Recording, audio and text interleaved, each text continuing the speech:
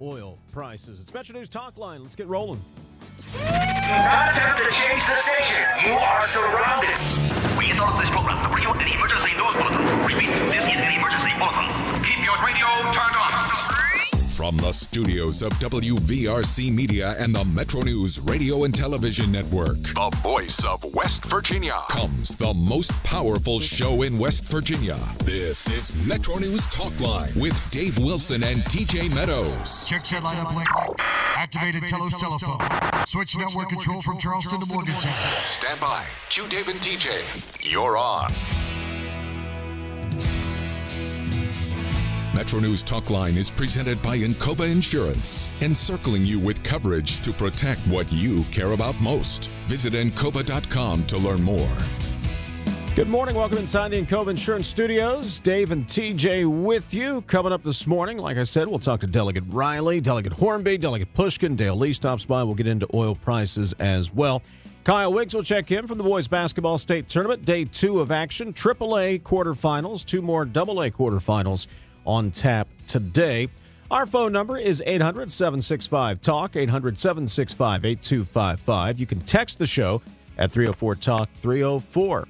Back in the audio studios, radio studios, Ethan Collins is handling the controls. If you're listening in on one of our great radio affiliates across the state, and, of course, Jake Link is our video producer, handling the duties for the MetroNews Television app, Facebook Live, and YouTube. Good morning, Mr. Meadows. Good morning. You having fun with the basketball tournaments? Oh, yes. Tons of fun. A little sterile yesterday inside the arena because it snowed. A lot of schools canceled or were delayed, so the pep buses got canceled. But still a good day. I think there's going to be some big crowds today with the matchups we've got coming up. So, yes, always fun over the basketball tournament. I had at least one texter on the private line last night. Why aren't you guys doing your show from the Civic Center? You do it from the legislature. Come on over and do it. And I said, noted for next year. We've toyed with that idea. And there are some logistical hurdles there because we have our, folks like to watch in on the TV app. So we try to bring content there. The main hurdle is where our set from the Capitol is directly behind one of the hoops. So if we fire up the studio lights, TJ, I don't know that game officials are going to particularly care for that when the kids come to the free throw line and they're blinded by our studio lights behind the basket. So. It's kind of like, you need that black draping in center field. You need that blackout in center field so you can see the ball. Kind of the same concept. But noted for next year. We'll see if we can make some things happen. Make it happen. In 2027.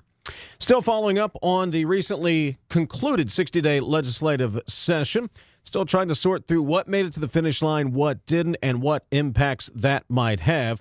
Joining us on MetroNews Talkline this morning, Harrison County Delegate. He's also the Vice Chair of the House Finance Committee, Delegate Clay Riley. Clay, good morning. Thanks for joining us.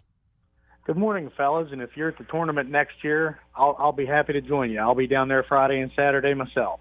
So. All right, we'll get you over there.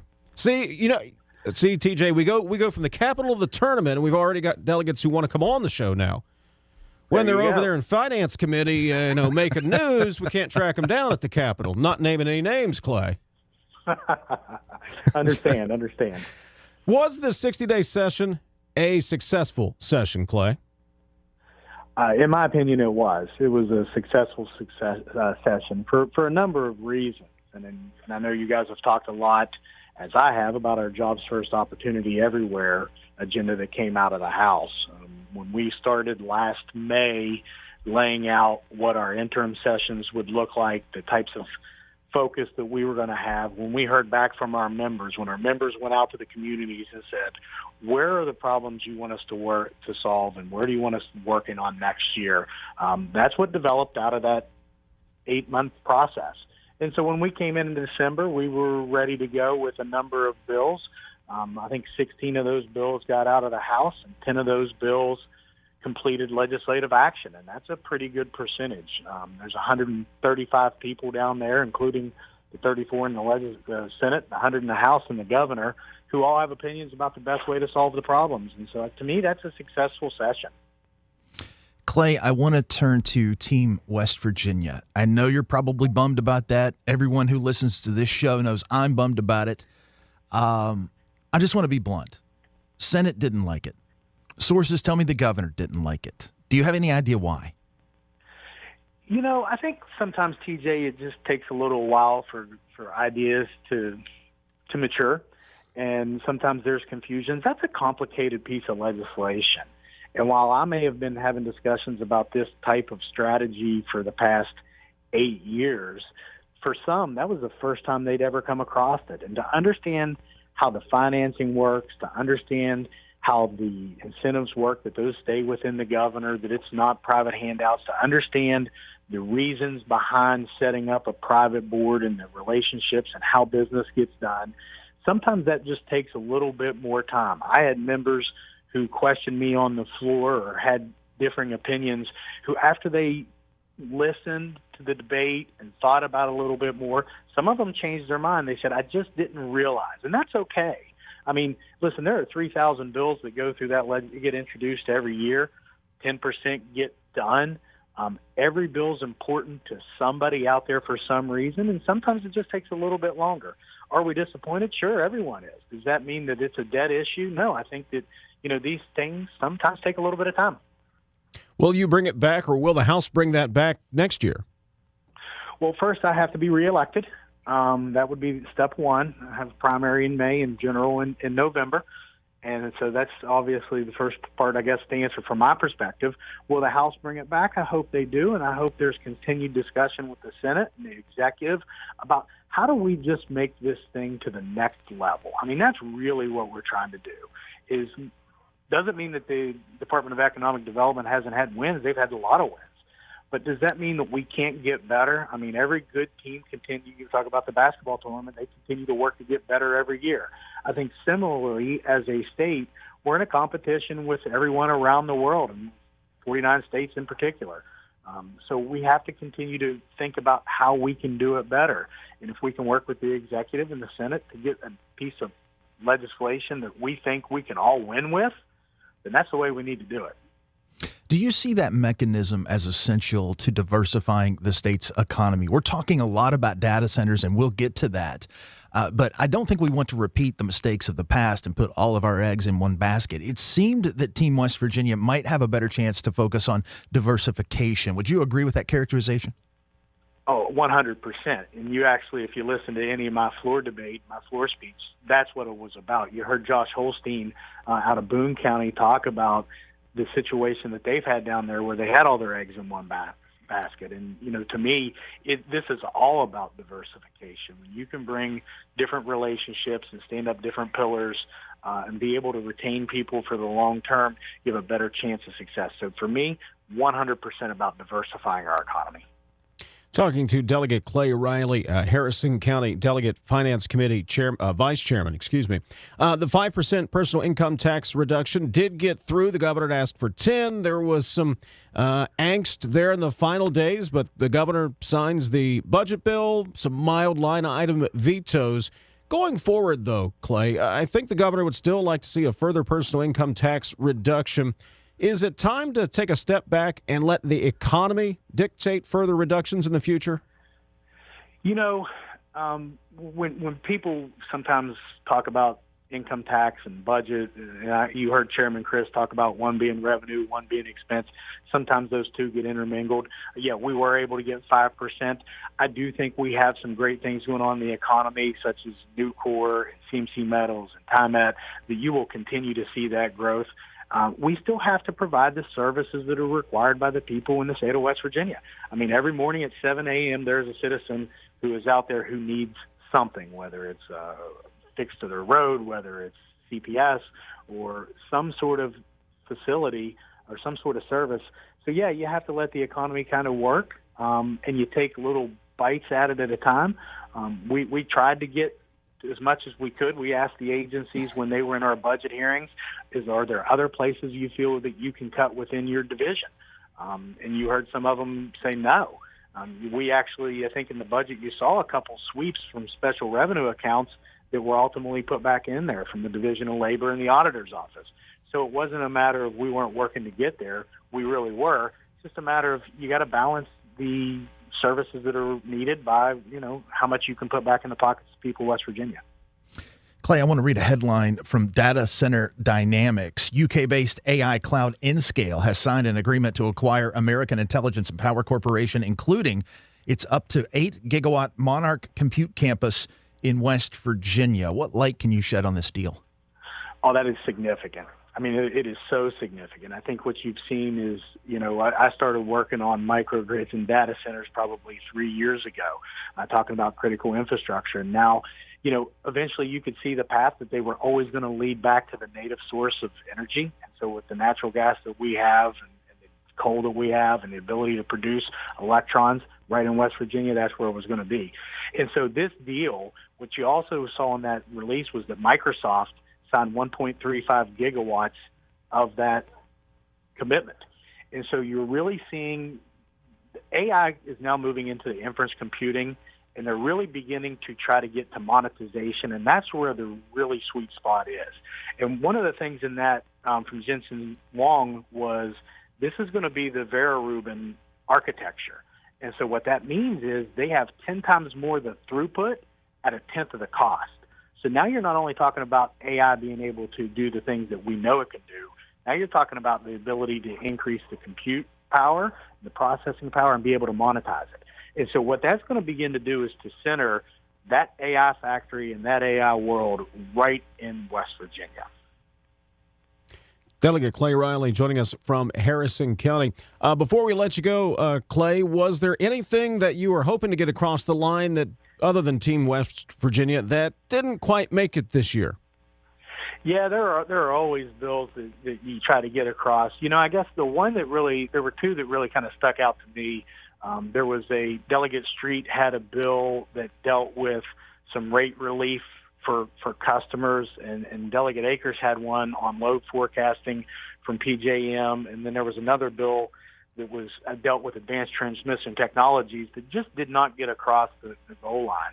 One of the things with ATTs, you saw President Trump come out with $1.9 billion in funding that's going to become available for these advanced transmission technologies. I thought West Virginia was on the leading edge of that, with those being particular components in two different bills. Unfortunately, they did not. They got out of the House. They did not get out of the Senate, and I worry that we may miss on opportunities because of that. So, yeah, there was 4012 and 4026 and the load forecasting bill. Those were ones that I thought were important, but we'll come back and we'll take another stab at those next year. Well, Clay, they wrapped 420, the 69% capacity factor bill, and you guys rebuffed that. 2 questions. Has the Senate gotten your message on that stance, and why does the House not like that legislation? I think that's kind of, the Senate has a position of where they think it's all just a matter of differing opinions.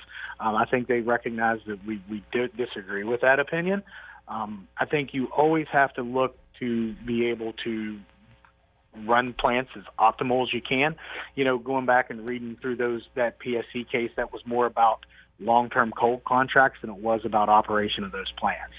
So I think that's kind of where the House stood, and I can tell you, at least specifically for me, it was more about what was actually in the details of that case, not necessarily the headline of that case. So hopefully we'll be able to continue to work on those issues as we move forward. Delegate Clay Riley, Harrison County Delegate, Finance Committee Vice Chairman. We appreciate you taking some time. We'll talk again real soon. Thank you, gentlemen. Have a great day, and appreciate you having me on. Absolutely. You as well. We'll get the latest on Iran when we return. This is Talkline from the Encova Insurance Studios. Running a small business means wearing a lot of hats, and dealing with tech problems shouldn't be one of them.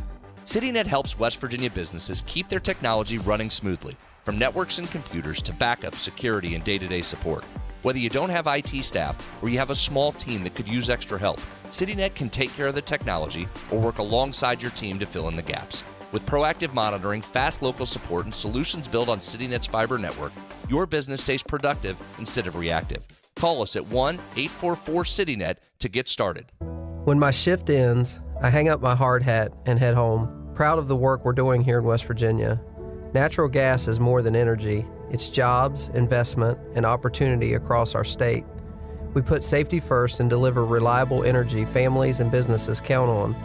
For families like mine, it means steady work and a stronger future. West Virginia Natural Gas, fueling communities today and building tomorrow. This message is brought to you by the Gas and Oil Association of West Virginia. Tens of thousands of hardworking West Virginians earn their living in our state's growing natural gas industry, including thousands for Antero Resources, West Virginia's top natural gas producer. Antero's investments are boosting our local workforce and small businesses. We're proud to give back and invest locally to support West Virginia workers producing West Virginia energy. But the Mountain State's best days are ahead, and Antero Resources is just getting started. Visit AnteroResources.com to learn more. Looking for a career that truly matters? Healthcare offers stability, great benefits, and careers that are in demand right now. From patient care to technology and support roles, healthcare careers offer flexibility and opportunity. Not sure where you fit? Take the quick healthcare career quiz at explorehealthcareerswv.com. Discover the path that's right for you. Healthcare careers, where passion meets purpose. You're listening to Talkline on Metro News, the voice of West Virginia. Leading the efforts to build a stronger West Virginia, the High Technology Foundation has a proven plan to strengthen and diversify our state's economy. The I-79 Technology Park's high-capacity infrastructure continues to attract advanced federal operations that are driving economic growth. This keeps our young, educated residents in the state and brings West Virginians home. The High Technology Foundation, building a stronger West Virginia. Learn more today at WVHTF.org. Across West Virginia, hospitals are always here, healing, helping, and standing strong for our communities. Hospitals save lives and build livelihoods. They're among our largest employers, with a passionate workforce of 54,000 West Virginians. Hospitals are economic drivers, contributing close to $17 billion to our state's economy and working to ensure access to care for all. From life-saving moments to wellness support, West Virginia hospitals keep our state healthy, our families strong, and our future bright. Sunshine, open roads, and a new Toyota from Kanawha Toyota World. Lease an all-new Camry for as low as $398 a month. All new Tundras now up to $8,000 off. All new Tacomas now up to $4,500 off or lease as low as $399 a month. $7,500 off the new BZ or 0% financing for 72 months. We've got a Toyota for you at Kanawha Toyota World in Fairmont. Shop the world. It all comes down to this in Charleston. The 2026 West Virginia Boys High School Basketball State Championships presented by Chick-fil-A. Saturday, March 21st. Every possession, every roar of the crowd, every championship moment. Live on MetroNews Television, powered by GoMart. Watch on mobile, Roku, Apple TV, Fire TV, LG TV, and select Samsung Smart TVs. Details at WVMetroNewsTV.com to get in the action.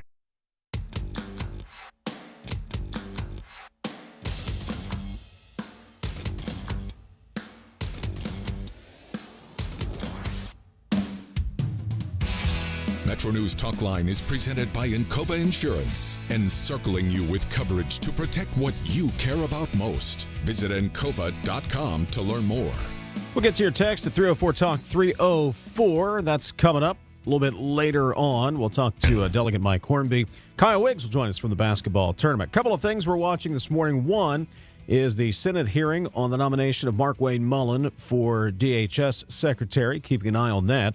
The other, of course, is the ongoing military conflict in Iran. Israel says it has taken out 2 more of the top leaders in the country. For the latest, let's go to Fox News Radio's Jonathan Savage.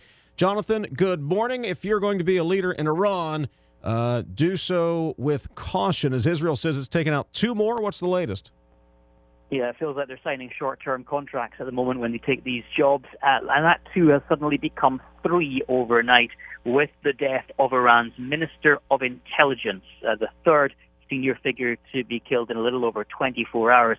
His death follows on from those of Ali Largiani, the Secretary of Iran's Supreme National Security Council, probably the most influential strategic figure in the country, seen by Israel as Iran's de facto leader in recent weeks. But the man who was killed last night was the head of Iran's entire intelligence and counterintelligence apparatus, from domestic surveillance to foreign intelligence operations with an alleged network of sleeper cells around the world, Ismail Khatib, according to one Israeli official, had American blood on his hands. What are you hearing from U.S. analysts and others about these targeted killings in terms of how it will affect Iran's ability to make war or their ability to conduct terrorism operations? Yes, people have talked a lot about, is regime change the strategy? At the moment, it feels like regime eradication is the strategy. It's been Israel's approach from the outset: remove the top leadership in Iran, disrupt the chains of decision-making. It caused chaos, it caused fear, caused paranoia, and now we're perhaps seeing some opportunistic targeting driven by intelligence. This has been absolutely fascinating to watch. It's not the sort of thing we normally see in warfare. We don't necessarily see dozens and dozens of leaders systematically killed by their adversaries. And this means that Iran is now relying less on its political leaders and its religious leaders, more on military commanders and Revolutionary Guard units making decisions in the field and on the ground. Talking to Fox News Radio's Jonathan Savage. Jonathan, President Trump keeps saying he would like to conclude this soon. Soon is a very relative term when we're talking about military operations. What does an off-ramp look like, or is there one being pursued? It's a question that a lot of people are asking. What does an off-ramp look like? And we've had claim and counterclaim from the United States and Iran that the other side has approached them looking to do a deal, but they've rebuffed it. So neither side is publicly admitting to wanting any kind of negotiation right now. In many cases saying, no, now is not the time for negotiation. We're here to fight until the finish. But exactly what the finish is going to look like is not entirely clear. When President Trump and Prime Minister Benjamin Netanyahu of Israel declare that Iran's military capabilities have been entirely eradicated, that their nuclear facilities have been completely destroyed, what will Iran look like? Who will be in charge? And what will their own strategy be? Will it harden their desire for a nuclear weapon, or will a new Iran emerge in the aftermath? Jonathan, we read this morning that Iran has published a list of Gulf energy sites it says may be targeted. Can you add detail to that? Yes, I can. Iran has ordered evacuation for various energy facilities in the Gulf, including the Samref refinery in Saudi Arabia, the petrochemical complexes there, a gas field in the United Arab Emirates, and an oil refinery in Qatar, saying that these centers have become direct and legitimate targets and will be targeted in the coming hours. Saudi Arabia has managed to bypass the Strait of Hormuz to some extent by moving oil through a pipeline towards the Red Sea, and the United Arab Emirates and other countries able to use a refinery further towards the Indian Ocean. It looks like Iran is trying to target these facilities in order to make sure that their stranglehold over the Strait of Hormuz remains crucial. Fox News Radio's Jonathan Savage with the latest on the war in Iran. Jonathan, thank you for the update. We appreciate it. Thank you. Coming up after the news, we'll check in with Berkeley County Delegate Mike Horby. One of the issues important to folks in the Eastern Panhandle, particularly state employees and teachers, locality pay. That did not get to the finish line. In fact, that was possibly jeopardizing a 3% pay raise across the state for teachers. We'll talk about that with Mike Horby when we return. Jim Cruz later on oil prices. This is Talkline on Metro News. Come back and join us in the Cove Insurance Studios. Metro News for 40 years, the voice of West Virginia. West Virginia Metro News, I'm Jeff Jenkins. American Electric Power is turning to a well-known decision maker in West Virginia to help it build on the relationships with lawmakers and communities around the state. AEP says Brian Abraham will be the new president of Appalachian Power Company. He'll start April 13th. The large utility is moving President Aaron Walker to another position. Abraham, who has been U.S. Senator Jim Justice's chief of staff, he was in the same position when Justice was governor. One of the state's largest school districts has a new school superintendent. The Cabell County Board of Education has chosen Keith Thomas for the job. Thomas has held several jobs in the district in recent years, most recently the Director of Health, Wellness, and Student Support. Friday the 13th turned out to be a pretty fortunate day for investigators in the city of Martinsburg. The Martinsburg Police Department Detective Bureau and the department's Drug Intelligence Response Team had been looking into illegal drug activity in the city for months. On Friday, March 13th, their special response team along with SWAT teams from Berkeley and Jefferson counties, executed a search warrant at a residence off Rockcliffe Drive in Martinsburg. They recovered approximately $200,000 in cash, more than 60 firearms, and at least 6 vehicles. 3 people were taken into custody as a result of the investigation. In Martinsburg, I'm Marcia Kovalik, WVMetroNews.com. Wheeling doctor going to federal prison for 3.5 years after committing fraud and then trying to cover it up. Dr. Natish Ratnaker has been sentenced. You're listening to Metro News. For 40 years, the voice of West Virginia. Managing your money and planning for the future can be challenging. Huntington Bank can help. I'm Matt Harris, a local Huntington Wealth Team member right here in West Virginia. We help people like you navigate the market and your life changes. Join us for Money Minutes this Thursday at 3:45 on Hotline as Huntington Bank's local wealth management team provides insight on this week's hottest market topics and how they might impact you. Be sure to catch Money Minutes this Thursday at 3:45 on Metro News Hotline. Who are the toughest men and women in the area? It's the 33rd annual Parsons Ford Tough Man Contest, coming to the Berkeley Rec Center in Martinsburg. Co-sponsored by Miller Lite, Extreme Family Fitness, Coors Light, and Lush Gentlemen's Club. Buy tickets or the pay-per-view at WVToughman.com. That's WVToughman.com. It's the Parsons Ford Tough Man Contest, coming this Friday and Saturday at 7 p.m. to the Berkeley Rec Center in Martinsburg. The first of 6 games set for today, day 2 of the boys high school basketball tournament is underway this morning at the Charleston Coliseum and Convention Center. Bridgeport is battling well-known foe East Fairmont.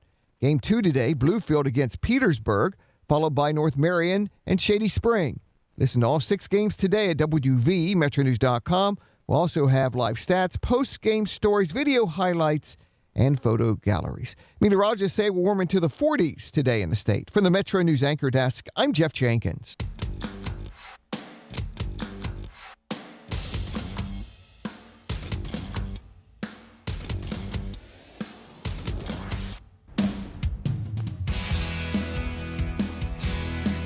Text line is 304-TALK-304. Phone number is 800-765-TALK, 800-765-8255. We'll get some of your comments coming up. By the way, Bridgeport leading East Fairmont 37-25. That game now in the 4th quarter over at the boys basketball state tournament. We'll get an update from Kyle Wiggs coming up next hour on all of the action. Of course, we can keep you updated over at WVMetroNews.com. Some of your texts coming up in just a moment. Continuing our post-mortem on the 60-day legislative session. Joining us now from Berkeley County is Berkeley County Delegate Mike Horby. Mike, good morning. Thanks for taking some time. Good morning, Dave. Good morning, TJ. Pleasure to Appreciate you coming on. So what were you most excited about that was completed during the 60-day legislative session this year? Well, I think our Jobs First, Opportunity Everywhere agenda was pretty obvious. I think the House passed a number of those. For me, it was really disappointing as I'd worked on the MRO bill and the hangar bill for almost a year. Those kind of fizzled out in the last day. So those were kind of, it was a great session, but the last day was tough for me. Why did they fizzle out? Those seemed like no-brainers. I think they were no-brainers. I think we just ran out of time for the MRO bill. I know it was on the agenda in the Senate side. The hangar bill was a little more confusing as we passed that out. I know the House Majority Leader had kind of adjusted that, and we created a smaller fund. But I think in the end, it died on a voice vote in the Senate, and I don't have the real reason as to why. You know, Mike, the more I have talked with folks over the last several years, the more I have realized, and I didn't realize this initially, the important role that aviation is already playing in the state's economy and the important role it could play and have more of an impact in the future. I think there's some education there. People just don't think of West Virginia as an aviation state, but the fact of the matter is we have a lot of opportunity with what's going on in Charleston, north central West Virginia, over in the eastern panhandle. There's a lot of opportunity there. Yeah, I think it's one of the fastest growing industries in the United States. And I think if we had passed those 2 pieces of legislation, we would have a seat at the table. We are currently talking to a company that is the largest painter of airplanes in the world that was looking at West Virginia. So I thought it was a no-brainer. 600 jobs coming to West Virginia in that industry, around airports, companies cannot own buildings; they have to lease them. So I thought it was a great piece of legislation that took advantage of that and could make West Virginia relevant in that space. I don't want to seem judgmental in this question, and ignorance is not a bad thing. That's not a bad word. It just means you're not familiar with something. But perhaps even on both sides of the Capitol, do we have a business acumen problem among our elected officials that they don't recognize these opportunities and get excited enough about these opportunities? I think on the House side, especially this year, I think we had cohesiveness and I think a good understanding on all these issues. We didn't have any issues with the hangar or MRO bill. There was some confusion as to how that grant program worked. The MRO bill was funded by the businesses that come here, and it just inspired growth within West Virginia. So I wouldn't say we don't have people that understand, but I would say we do need to educate people more on how these things work. Mike Horby is joining us, Berkeley County delegate. One of the bills that did get through, and I assume we'll get the governor's signatures, a 3% pay raise for state employees, teachers, state troopers, school service personnel. But, Mike, over on the Senate side, that bill was initially, and passed through the Senate, amended to include locality pay adjustments for border counties, and I think there were 25 or 30 counties that would have been impacted by that, including Berkeley County. Didn't make it through the House, but why is that such an important issue for Berkeley County in particular, but also other border counties on the border with Pennsylvania, Ohio, Virginia, Kentucky as well? So I think for Berkeley especially, our average teacher pay is the lowest in the state, and that's not because we aren't trying to pay our teachers.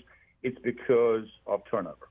So teachers will come to Berkeley County, they'll get a couple years experience, and they can drive 25 minutes across the border and get $20,000 more. I think we may have gotten a little ahead of ourselves trying to get the 20% on the max. I think we could have taken a smaller bite of the apple. However, I've talked to the chairman, Chris, a lot about this. He didn't like the fact that we were, putting it for a future budget. I think you had Scott on, Delegate Heckert on last week. And I think people are thinking, Berkeley or the Panhandle are getting too much of the love from the state. And I just don't feel that's the case. What's it going to take to get locality pay through? Because the politics of it, Mike, there's going to have to be some serious horse trading here, I think, if it ever sees the light of day. Let's call it what it is. So is it going to have to be some kind of comprehensive bill where southern West Virginia and central West Virginia get something high on their list so that the Panhandle can get locality pay?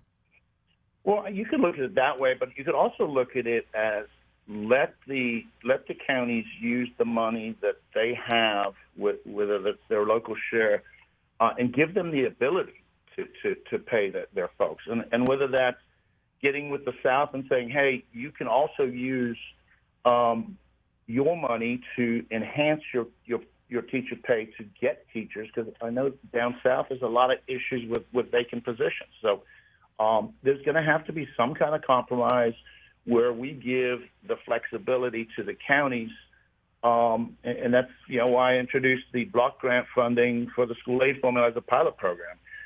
Give them the flexibility to do what they see fit and not handcuff them. And we're talking to Mike Hornby, delegate from Berkeley County. And just listening, Mike, and thinking about that, seems like it could be a palatable compromise where rather than dictating right down to the last cent how money should be spent, how this should go to teachers, you give it all. You give Berkeley County can do with what it wants, and Montague County can use it how it sees fit. That seems like a tolerable compromise, at least on the surface. Yeah, and that's my thinking is, we are so diverse in West Virginia. Berkeley County looks very different to Kanawha County or Mingo County. All of our issues, if you look at our 55 counties, every county has its own issues. Randolph County, for instance, just doesn't have the population to keep schools open. They're one of the largest counties there is, so busing for them is a huge issue. So every county has its own issues. So that kind of compromise is what I'm looking to achieve over the off season. You talk about that off season. should it be an off season? Should we start aggressively looking now at the school aid formula, locality pay, all of the education issues, special education funding? Because it seems to me we go out of session, we talk, there's really no leadership, no one takes the bull by the horns, and then we come back into a session and we hear, well, we just don't have time to get that done, and so we kick it another year down the road. Well, I think over the last off season, we did a lot of work. I think, and I can only speak for the House side. I can't really speak for the Senate. But we did a lot of work on these economic development, jobs, as well as the school aid formula. Could we come to an agreement? Probably not. But that is something we have to focus on. And I find the off season to be my busier times, because that's when we can bring all the people to the table to talk about options, get with superintendents, get with teachers, get with the folks involved to get all opinions, if you will. Talking to Mike Horby, Berkeley County Delegate. Mike, I know for having lived over there for a little bit during my professional career over in the Eastern Panhandle, it can be a different world. Sometimes you can feel disconnected from the rest of the state for various reasons. Is that still an issue in the Eastern Panhandle when you come to Charleston, that feeling of being a little bit disconnected from the rest of the state?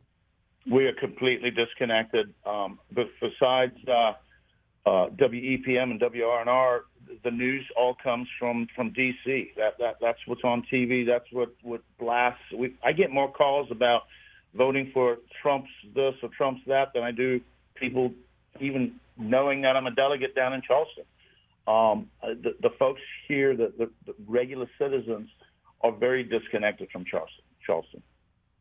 Speaking of citizens, I believe there's going to be a meeting on Friday about the data center project in your neck of the woods. Give us an update. What are folks thinking? What kind of questions do they have? So I know it's Commissioner Hardy and Commissioner Kanawha are holding a roundtable on Friday evening at Spring Mills High School. There are a lot of questions in the area because we don't have a lot of answers to give them. There is a lot of fear, but we don't have the details of this project. What we do know is the company's name, and we know the phase one is 600 megawatts. We don't know how what water they're using, what power they're using, what plans they put in, but all that will be, as they apply for permits, all that will be given to the public. We're trying to be as open and transparent as possible, and I hope the governor's team and the agency will do that. And if they do it right, it can be the shining beacon for the rest of the state. I know Mason County has another much bigger project than the one in Berkeley. But I think the folks just want to know what, when, why. And without all those answers, there's a lot of fear. Berkeley County Delegate Mike Horby. Mike, we appreciate you coming on. Congratulations on making it through another 60-day session. Thank you, sir. Appreciate the time. Absolutely. Well, check in. Oil prices continue to go up. We'll talk about that next. WVU Medicine Nephrology is committed to providing advanced kidney care at its primary location in Morgantown's Suncrest Town Center and also at outreach sites in Buchanan, Clarksburg, Elkins, Fairmont, Flatwoods, Grafton, Kaiser, Moorfield, and Summersville in West Virginia and Oakland, Maryland. Our expert team of nephrologists use the latest diagnosis and treatment methods. Call 855-WVU-CARE or visit wvumedicine.org/nephrology. Coal-based generation remains the backbone of West Virginia's energy portfolio, ensuring reliability, security, and affordable electricity throughout the region. Our coal plants are engineered for performance, designed to run most efficiently at or near a 70% capacity factor. This level of operation is not arbitrary. It's based on sound engineering principles, scientific analysis, and has been formally adopted by the West Virginia Legislature as a reasonable target for optimal performance. When our coal fleet operates near that benchmark, it provides stable power to the grid, maintains cost efficiency, and supports thousands of good-paying jobs across our state. Coal generation also drives local tax revenue that sustains schools, infrastructure, and community services. Working in partnership with state leaders and the Trump administration, we're ensuring that our coal fleet remains modern, efficient, and ready to power West Virginia and beyond for decades to come. This message brought to you by the West Virginia Coal Association and Friends of Coal. We are there for you, to care for you at the health plan. We are here for you. At the Health Plan, we are here for you, and we have been one of the most trusted carriers for over 40 years. Headquartered right here in West Virginia, providing exceptional health coverage and local customer service. The Health Plan, we are here for you. Golf Week called Pete Dye Golf Club one of America's best modern courses. Golf Digest recently called Pete Dye one of America's 100 greatest courses, and Pete Dye calls it 18 of the most exciting and memorable holes I've ever built on one course. Pete Dye Golf Club invites you to join the only course named after the legendary designer himself. National, corporate, and local memberships available now for a limited time. Visit PeteDye.com to learn more. Come play where the Mountaineers play at Pete Dye Golf Club. You're listening to Talkline on Metro News, the voice of West Virginia. When I was heavy, being on my feet all day seemed like torture. It makes you feel defeated. I'm just going to be like this for the rest of my life. But then I thought, I'm done acting like that. I'm not going to be like that anymore. Bariatric surgery at WVU Medicine helped me lose 265 pounds. It's always been my goal to have my own place. I want everyone to feel welcome here. I would never have been able to do all these things before without WVU Medicine. You own a boat because you love spending time on the water. Choose the outboard that allows you to make the most of it. Honda Marine's legendary reliability, ease of maintenance, and powerful performance keep you going strong.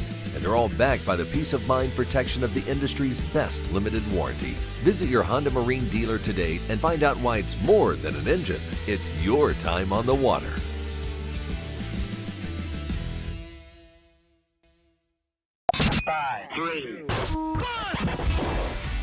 All the sports West Virginia is talking about. Nikki Izzo-Brown, coach of the nationally ranked WVU women's soccer team. I think they're just having a very good understanding of each other. Join Kyle Wiggs, Brett Howe, and Coach Hunter weeknights for Sportsline on MetroNews Television. Available on mobile, Roku, Fire TV, smart TVs, and online at WVMetroNewsTV.com. On the next State of Minds. I came here to Morgantown, the WVU. I wanted to play football. Tried to walk on, but I was humbled very quickly. So I joined the WVU forestry team.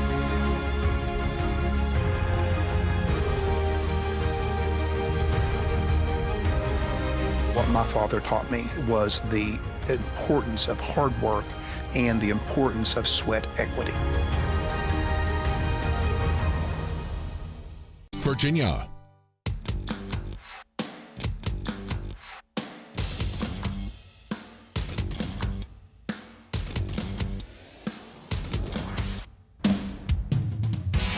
MetroNews Talkline is presented by Encova Insurance, encircling you with coverage to protect what you care about most. Visit Encova.com to learn more.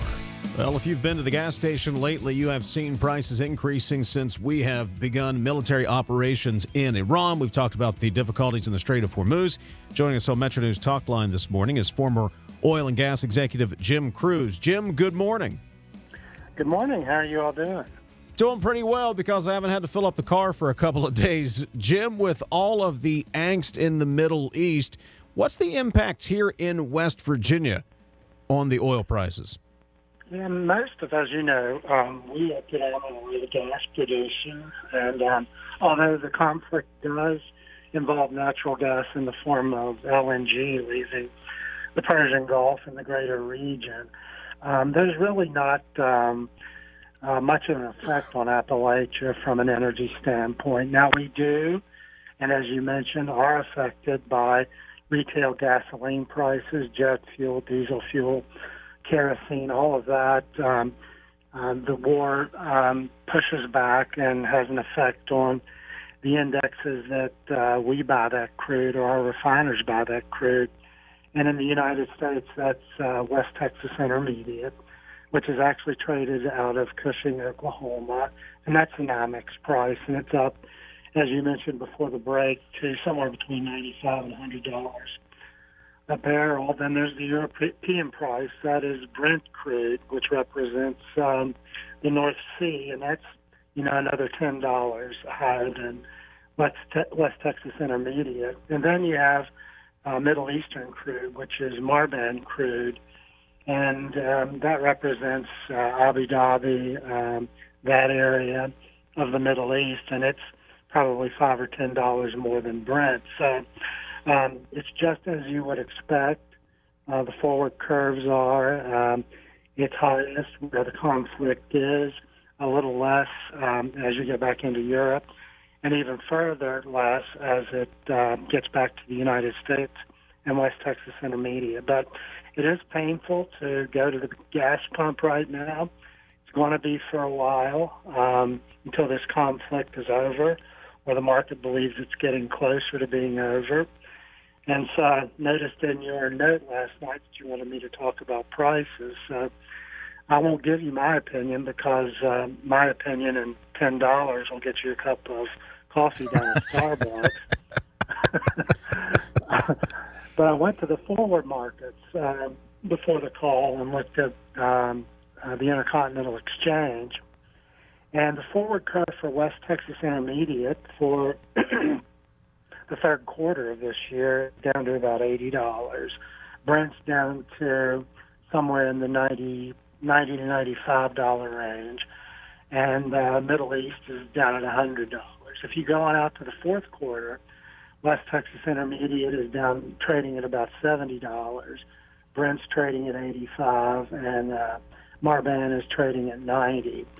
And then the 27 curve is right where we were before the conflict, mid-60s to $70 around the world. So not the Jim Cruz opinion, but the traders who are buying and selling this product around the world believe that the conflict's going to last till midsummer, and then in midsummer it's going to start to wind down to the point where we're back to where we were before the conflict by the end of this year or into the first of next year. So, Jim, let me go here with you. A lot of people read about all of the oil now that we have from the shale revolution, the Permian Basin in Texas, a lot of output.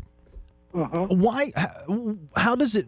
Not all crude is the same. Let me put it that way. So, how does it factor in that there's the kind of crude we have versus the kind of crude that Canada has, or Europe has, or the Middle East? How does that factor into this discussion? Yeah, that's a good point. Natural gas is fungible. Methane is methane, regardless of where you drill it, where you produce it. But oil is not that way. All of the oils around the world have different chemical signature. And the oil that we used to produce in the United States when our refinery complex was built was a heavy crude. And what that means is that it has a long hydrocarbon chain, and you can make a lot of products from it. And our refineries were built to do that. As we migrated and learned to horizontally drill and frack, we started to produce a light, tight crude oil out of the shale formations that we're producing. So even though we produce a lot of that light, tight oil, we still need a lot of heavy crude from central Canada, western Canada. We get some of that from now Venezuela. We used to get a lot of it from them. We're getting more as that conflict is starting to calm down. And then we get some from the Middle East as well. So that's affecting our markets. We need that heavier crude to blend into the light product that we're making such that our refineries run effectively, and we can make all of the products, the heavy lubes, the kerosenes, the jet fuels, everything, the asphalts. So anyway, that's kind of the way the market works. We are independent from purely a physical number. We're not independent in the quality of crude that we need or the gravity of crude that we need to run our refining complex. Retired oil and gas executive Jim Cruz providing us some context this morning. Jim, we appreciate it. Thank you. Have a good day. Back to wrap up hour number one. This is Talkline on the Metro News Radio Network. Back in a moment. Building a stronger West Virginia isn't just a dream, it's a mission. The High Technology Foundation knows economic diversity is the key. For over 30 years, they've been dedicated to transforming the state's economic landscape. Conveniently located in the heart of West Virginia, innovation, growth, Opportunity all under one roof. There's no need to look far for change. It's happening right here at the High Technology Foundation in North Central West Virginia. Visit WVHTF.org to learn more. Every day in West Virginia, we play for something bigger. As a mom, I play for her education. I play because it helps provide care for the ones who care for us. I play to help keep our parks beautiful. Why I play? Because every play supports West Virginia's future, our students, our seniors, and our state parks. For 40 years, proceeds from the West Virginia Lottery have totaled nearly $13.7 billion. I play. 18 plus to play. Play responsibly. If you have a child who's a junior in high school in West Virginia or know someone that does, please listen up. Here's your opportunity to win a full scholarship from West Virginia Wesleyan College that includes room, board, tuition, and fees. The 19th Annual West Virginia Scholar Program is presented by ZMM Architects and Engineers and the West Virginia Farm Bureau. The deadline is May 3rd. For details, go to WVMetroNews.com to apply. That's WVMetroNews.com. Remember, application deadline is May 3rd. You're listening to Talkline on MetroNews, the voice of West Virginia. MetroNews Hotline with Dave Weekly. All right, Kathy Mattea joins me now. Here I am. I've made the Tonight Show, and this is a milestone.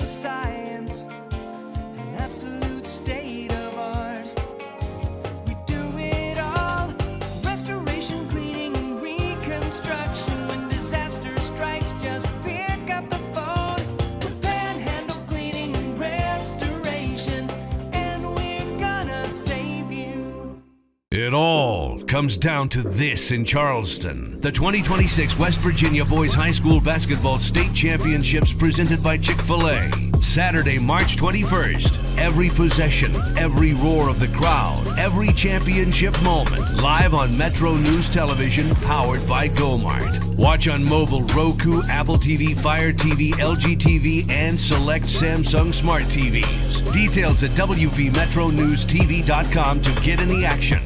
When I was heavy, being on my feet all day seemed like torture. Makes you feel defeated. I'm just gonna be like this for the rest of my life. But then I thought, I'm done acting like that. I'm not gonna be like that anymore.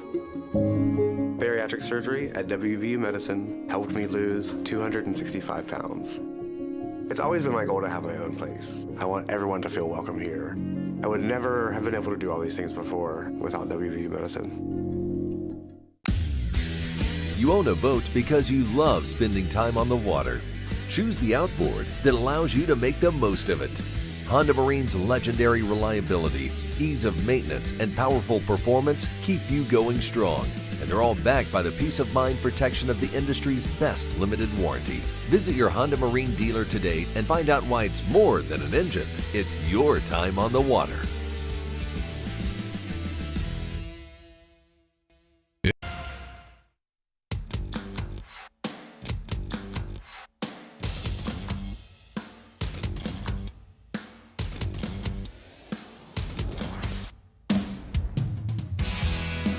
The Lotto America jackpot start at $2 million and grow until somebody takes it home. Drawings happen every Monday, Wednesday, and Saturday.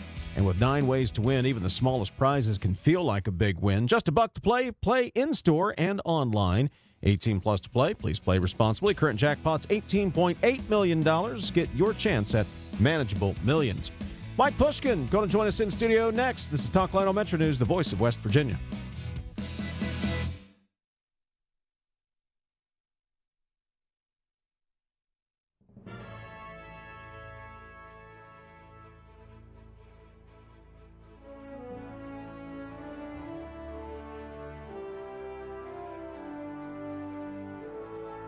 Hoppy Kercheval, 5:55 a.m. How early did you get in that day, by the way? Probably 3:30. Probably 3:30. How long did you do sign-on shift? I signed on like 7 years. Not all. 6 days a week for 7 years. Lightweight. I know. Couldn't do it now. Now when I wake up at 3:30 is to go to the bathroom. And go back to bed. Welcome to the 2 o'clock hour, Metro News Midday, powered by Salango Law. Visit salangolaw.com.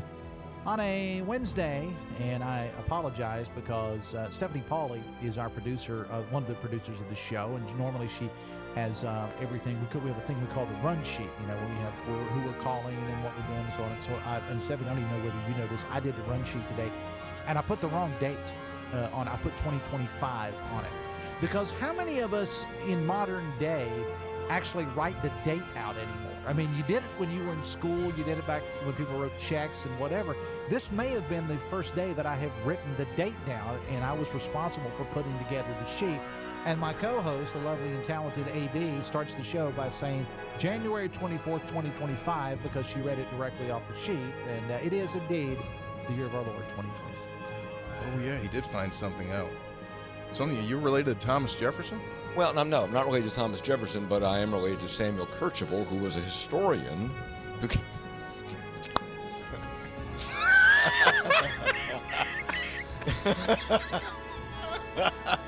I'm going to tell you something about Samuel Kercheval.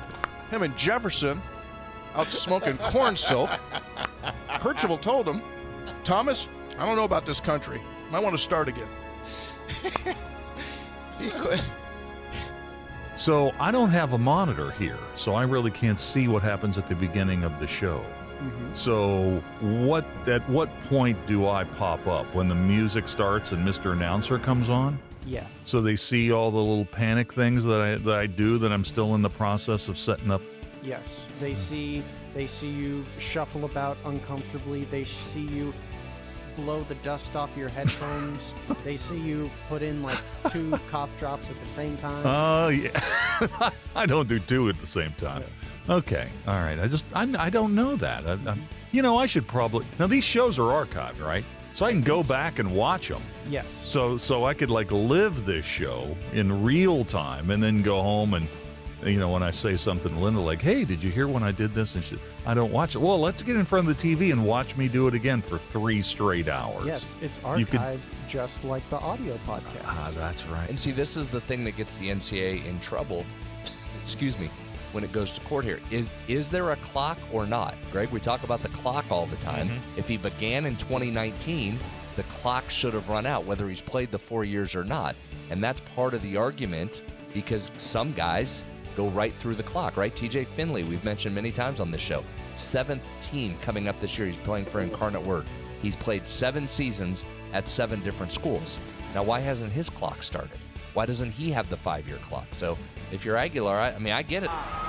He just bouncing him off the ropes. Somebody save this man. Oh, my Lord. Oh.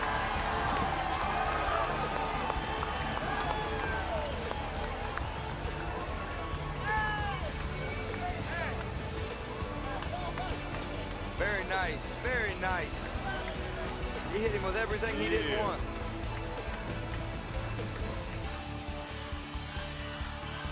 Yeah. 10 seconds remaining. There'll be a direct snap here. Snap back, it's Tyler. Tyler fakes the run. He throws, he's got an open man. Pass top 10, 5, end zone. It's a touchdown. Pulled in by Nestor. 3 seconds left. Are you kidding me with the play call right there by Kevin Whiteman? Again, forget the game-winning field goal. Whiteman says, we're going to try and win this thing right now. The direct snap to Tyler sucked everybody up, and Nestor slips behind. What an unbelievable gutsy play call, and then perfect execution by these Falcons. Things aren't always going to be great. And sometimes, you can work really, really hard and it's still not great. You're still not successful. But, if you continue to do it, one way or another, things are going to be, work out. You're going to be successful. And it may not be in the world's eyes, but, God's made us this way. He's blessed us with so many things. And I think that's one of our attributes that we need to have is we're going to continue to work. We're going to continue to work hard. And if it doesn't work out exactly how we want, just keep plugging away because God's got better plans.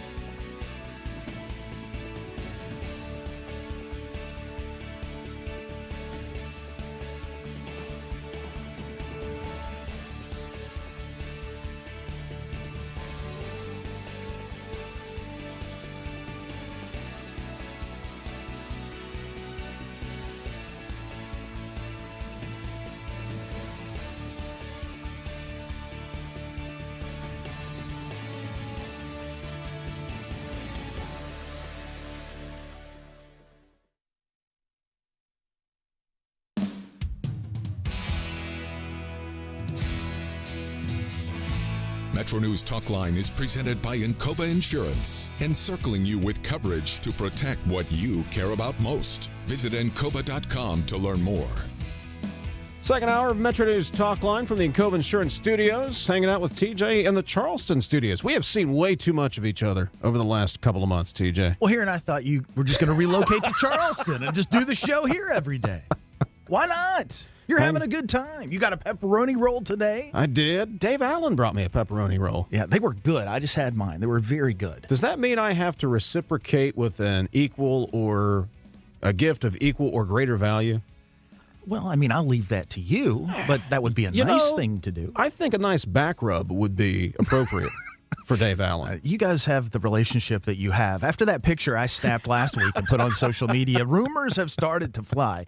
I'll just let the picture speak for itself. You can go to my X or my Facebook and see it. Second hour of MetroNews Talkline. Coming up later this hour, Dale Lee, co-president of Education West Virginia, is going to join us. We'll talk to him about some of the issues that did and did not happen as far as public education goes. Dale will join us coming up. Also, Kyle Wiggs will give us an update from the boys basketball state tournament. Bridgeport victorious over North Central West Virginia rival East Fairmont. Another game coming up this hour and another one later. We got a big lineup tonight. I think it's going to be a great night of basketball over at the Charleston Coliseum, so we'll get caught up with Kyle later on this hour. Joining us in the Kanawha Insurance Studios this morning is the delegate, one of the delegates from Kanawha County, but he's also the chairman of the State Democrat Party, Mike Pushkin. Mike, good to see you again, buddy. How you doing? I'm doing well. Good morning. Good to see you all. Good to see you here in Charleston. And if you want to move to Charleston, we welcome that. Dave, come on down. Move to Charleston. Well, Dave Allen's here. I don't want to step on Dave Allen's territory. Yeah, so a lot of Daves here. Yeah. Probably one too many. If well, you ask me. Dave is really a Taze Valley guy. Yeah, so he lives you in could Kanawha control. Yeah, you live in Charleston market. proper, and he can live out in the suburbs. There you go. That's how it works. Mike, give me your postmortem on the session. What was your takeaway? Well, they say when it's all said and done, a lot more gets said than ever gets done, and I think that's going to be true of just about any session. But look, there were some good. We can talk about there were some good things that passed. A few. There were a lot of some really bad things that thankfully didn't get passed. But I think everything has been overshadowed by the ugliness that erupted that last hour, literally in the 11th hour on the House floor, with members of the Republican Party slow rolling their own bills and filibustering Rayleigh's law, a law to protect children. That's what they chose to hang their hats on. That's what they chose to slow down the wheels of the legislature, was to kill a bill that really just protects children. So you waited, the House waited, I should say, to take it up later. There has been debate on when that bill actually came over from the Senate. Oh, we know when it came over. Okay. So some House members say you didn't get it till 9:30 that night. Well, they're not telling the truth. Some people call that a lie. We know what time it arrived. It arrived around 10 o'clock. We know what time it was actually handed to. I mean, there's a photo of the Speaker physically receiving it sometime earlier in the day, about 10 o'clock. So about 12 hours before we took it up or even thought about taking it up. So no, it was, you say we didn't take it up. That was, I don't know what you mean by we were ready to go. Many of us were ready to go and take up a bill that we've been debating for 4 years. We all know what is in the bill. So I think it was incredibly disingenuous when people were slowing things down and asking questions. Everybody in there knows what's in the bill. And for people to put in amendments at the last hour, that was an attempt to kill it. And unfortunately, that attempt was successful. All of those attempts to amend that bill were in bad faith. That was an attempt to kill the bill. And unfortunately, the bad guys won. I'll go ahead and say it like that, because that bill is so narrowly tailored. It's not about homeschoolers. It's about if a child is in public school and a mandatory reporter, a teacher at that school, sees signs of abuse and makes a report to Child Protective Services, then the family has to wait 10 days, just 10 days before they can start homeschooling. And what it does is it closes a loophole that unfortunately bad people are using in order to hide abuse from mandatory reporters. And that's a no-brainer. Just about anybody out here I talked to about that bill said, who would be against that bill? For the life of me, I don't know why anybody would be against that bill. Delegate Mike Pushkin joining us in studio. Mike, the bill's been brought up before, 4 years, right? 4 years in a row. It's passed the House. In fact, Yes, delegates who were filibustering on Saturday have voted for this in different forms in the past. You're correct. So my question is this: from your standpoint, Rayleigh's Law kind of took on a life of its own this year. We've covered it, but it seemed there was maybe more passion for it. Why? Why did it kind of become the thing this year that brought this ugliness out? Well, unfortunately, every year that it doesn't pass, we hear of more and more instances where it possibly could have saved a child's life. Okay, and that's why people are impassioned. It's about, look, I've been on the other side of this thing. I have, not on that particular bill, but I have been, one for slowing down legislation. I've filibustered bills before, but not a bill to protect children. Mm-hmm. That's inexcusable. That has real life consequences. That could possibly be life or death to a child in West Virginia. That's not something you play around with. And I think that's why people are so passionate about it, because we know the implications of that particular loophole in the law that unfortunately people are taking advantage of. And so it's not about homeschool. I think one of the senators said it perfectly. This isn't about homeschoolers. It's about people who are pretending to be homeschoolers to hide abuse.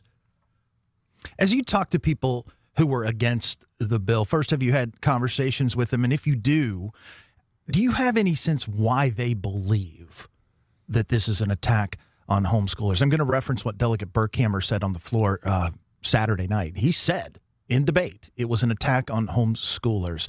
Have you talked with him or anyone that can explain to you why they have that position and feel that way? I haven't talked to him since Saturday night. I'm still a little bit ticked off, to tell you the truth, because I thought what he was doing was he was not acting in good faith. He was very disingenuous with his attempt to fix the bill, knowing that by the time we got done, the Senate had already adjourned. So they killed the bill, and that was what they attempted to do. I don't know why he would call it, and it's not an attack on homeschooling. It's not. The student would already be in public school when this started. It's not about homeschoolers. It's about closing a loophole that people take advantage of in our very lax homeschooling laws. Yes. To hide abuse from mandatory. But my reporters. understanding is it's not just homeschool. It would apply if you're trying to move a child to a private or parochial school. At least it would. That's not what the bill says. No, that's not what the bill says. Oh, okay. I hear what you're saying. You see what I'm talking about? To hide. Yes, yeah, even if you're. Yes, you're right. Yeah, I get you. Yeah. So I don't know how you claim exclusively that it's about. Yeah, you're right. Homeschooling. Yeah. The bill is very, very narrow, and it's not about it's a 10-day hold. That's what we're talking about. 10 days to slow the process down. Let's see if there's any credibility to this claim that has been filed against these parents. That's all it does. It could possibly save the life of children.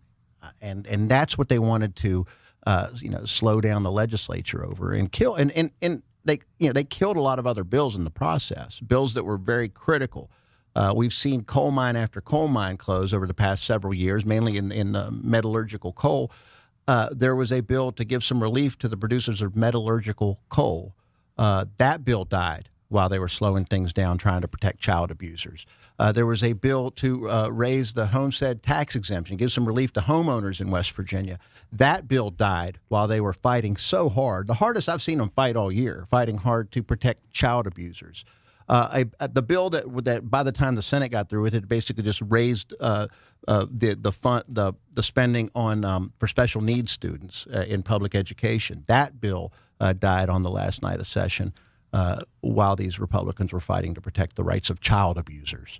That's what they chose to stand up for. Mike Pushkin joining us in studio, Democrat Party Chair, Kanawha County Delegate. Coming into the session, Democrats had done their kitchen table tour, going around the state, talked about cost of living, talked about lowering utility costs.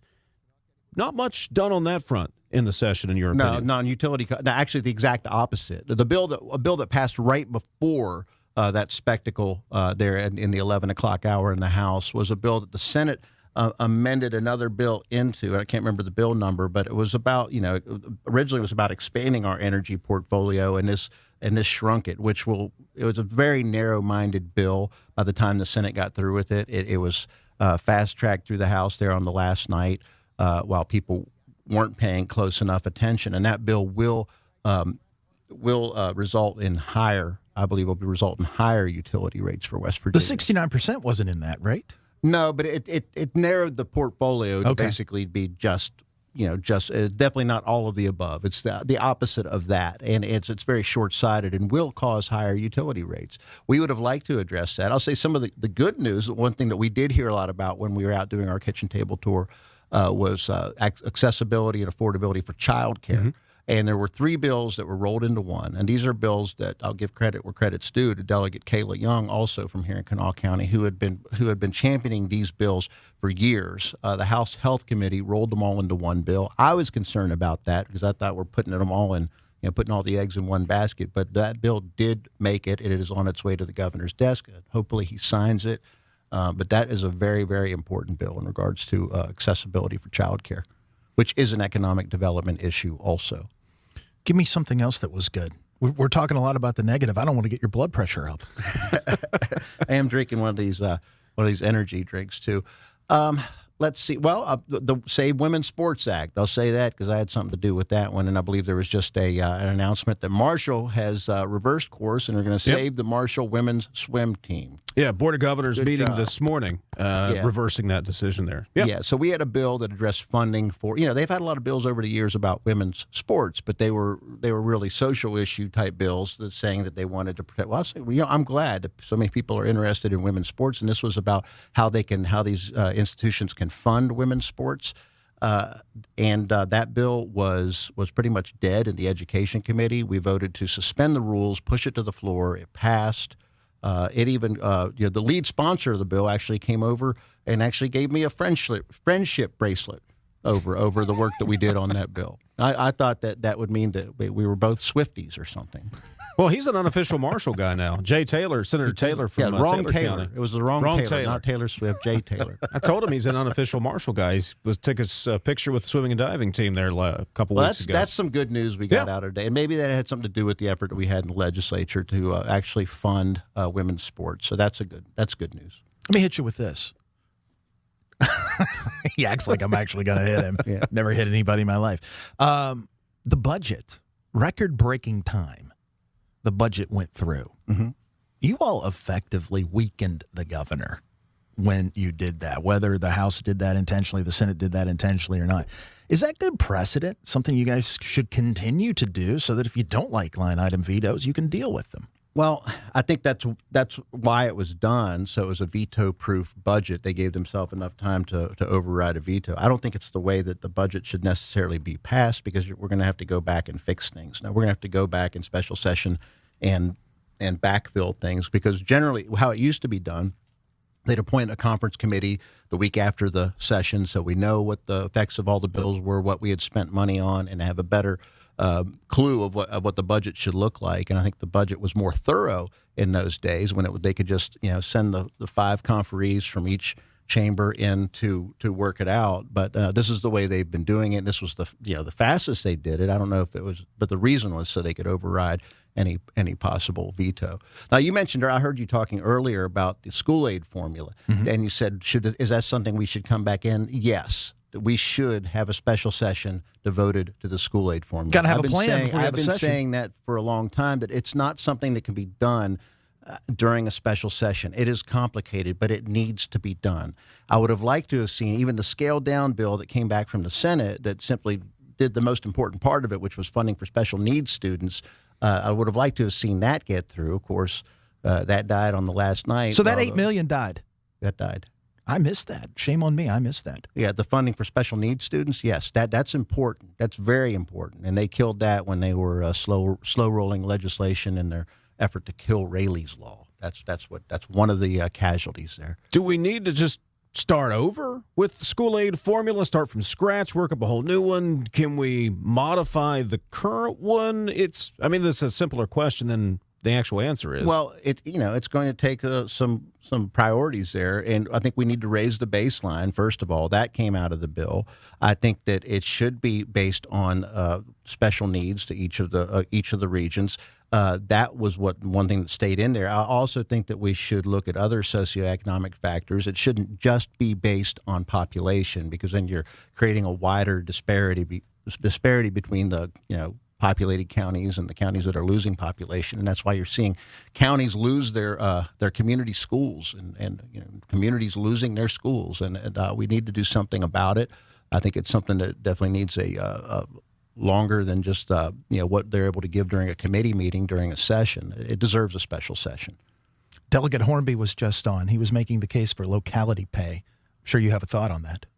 I caught part of that, and I think that what you all might have gotten to is what a lot of us have been saying for a long time, giving the county some more flexibility. Now, that might require a constitutional amendment.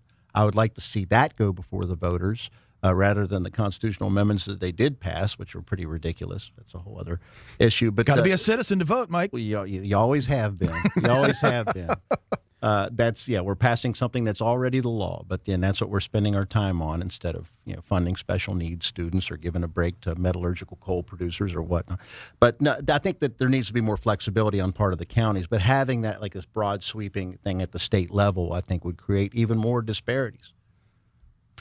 Mike, I'm going to ask you to switch metaphorical hats here as a Democrat Party chairman here in West Virginia. I know the primary's coming up a couple of weeks. Democrat Party's pretty well squared away as far as the primary goes, but now as you look toward election season, what's going to be the focus as you go into this 26 election cycle to try to gain a few seats, possibly in the Senate and possibly in the House of Delegates as well this year? Well, we've got the right candidates in place right now, and our primaries, I can't say it enough, the Democratic primary is open. So if you're an unaffiliated voter, if you're an independent voter, you are welcome to vote, to take a Democratic primary ballot and vote in our primary. And the good news is you're going to have choices in most of the races. Definitely at the top of the ticket, we have a 5-way primary for U.S. Senate.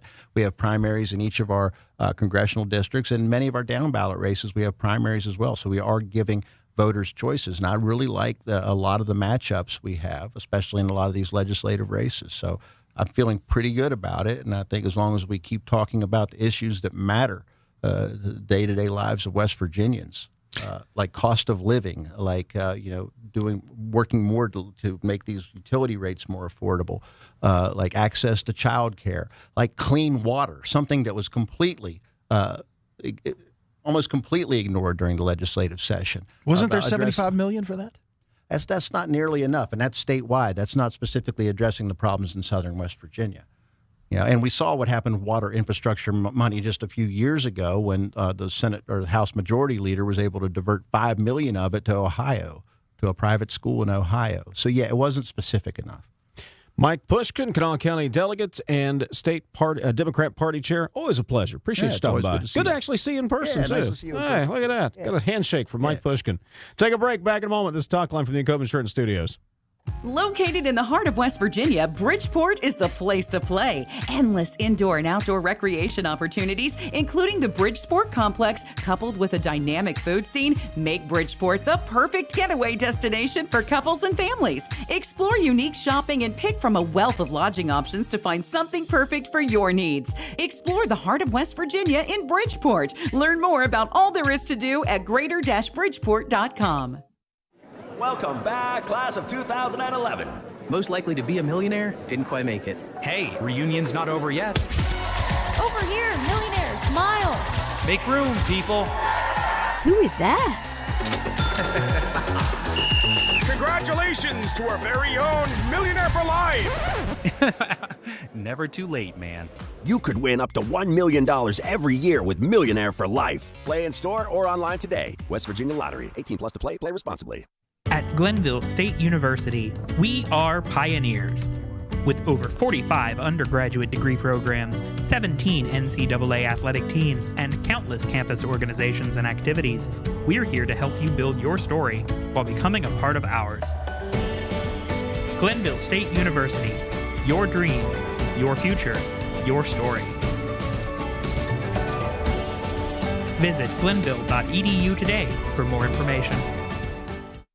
Tens of thousands of hardworking West Virginians earn their living in our state's growing natural gas industry, including thousands for Antero Resources, West Virginia's top natural gas producer. Antero's investments are boosting our local workforce and small businesses. We're proud to give back and invest locally to support West Virginia workers producing West Virginia energy. But the Mountain State's best days are ahead, and Antero Resources is just getting started. Visit AnteroResources.com to learn more. West Virginia Natural Gas keeps energy affordable and our state competitive for growth. Producing and using more of our reliable, homegrown energy helps stabilize prices for families and small businesses. Natural gas already supports more than 73,000 West Virginia jobs and generates billions for our economy. Investing in West Virginia natural gas means affordability, growth, and a stronger nation. Natural gas, affordable, reliable, American. This message is brought to you by the Gas and Oil Association of West Virginia. You're listening to Talkline on Metro News, the voice of West Virginia. It all comes down to this in Charleston. The 2026 West Virginia Boys High School Basketball State Championships presented by Chick-fil-A. Saturday, March 21st. Every possession, every roar of the crowd, every championship moment. Live on MetroNews Television, powered by GoMart. Watch on mobile, Roku, Apple TV, Fire TV, LG TV, and select Samsung Smart TVs. Details at WVMetroNewsTV.com to get in the action. Stay connected to what's happening today in West Virginia. What about this and what about that? And it just went back and forth. And I was just the guy reading the text. Okay, so what's your take on the whole thing?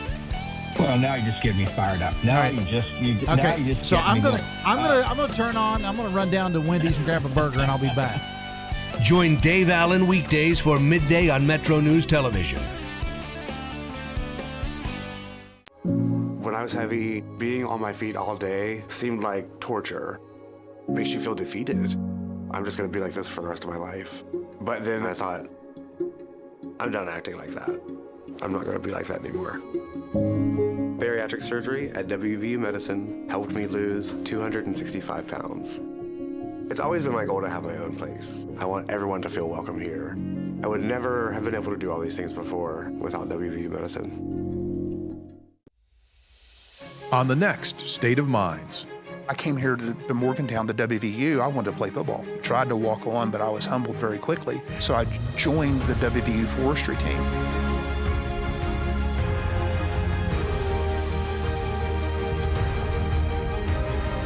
What my father taught me was the importance of hard work and the importance of sweat equity.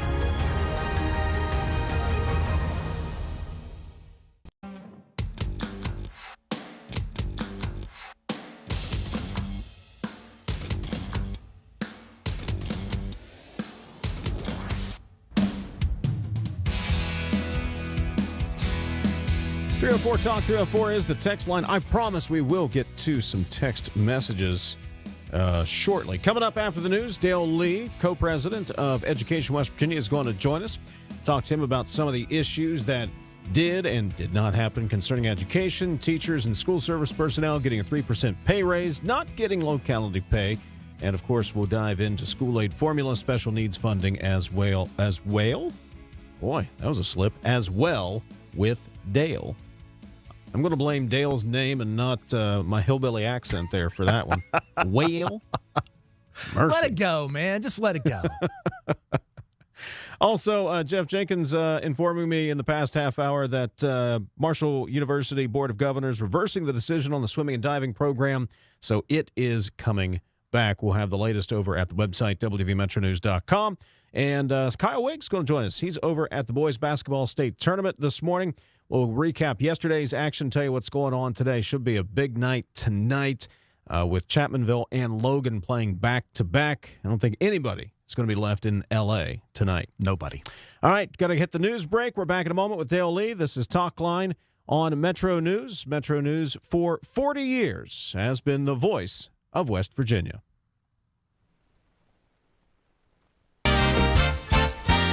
West Virginia Metro News, I'm Jeff Jenkins. The Kanawha County school system indicative of what other school districts are experiencing across the state. A drop of enrollment, thus a drop in revenue.